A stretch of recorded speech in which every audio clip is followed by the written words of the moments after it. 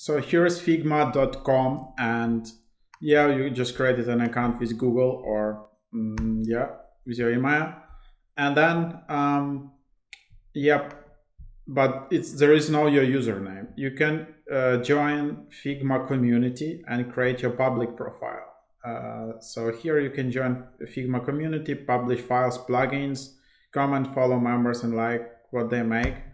So this is how you can claim your username in Figma.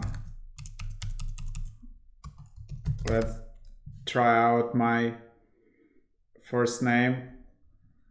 No, it's taken. It's taken.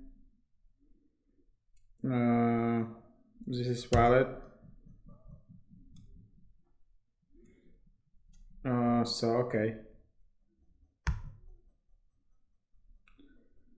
And then I just created my profile. I can view it here. Yeah, I can add my blog just in case.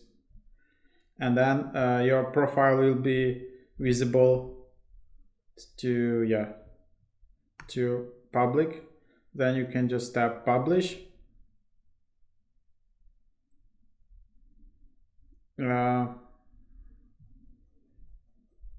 So then you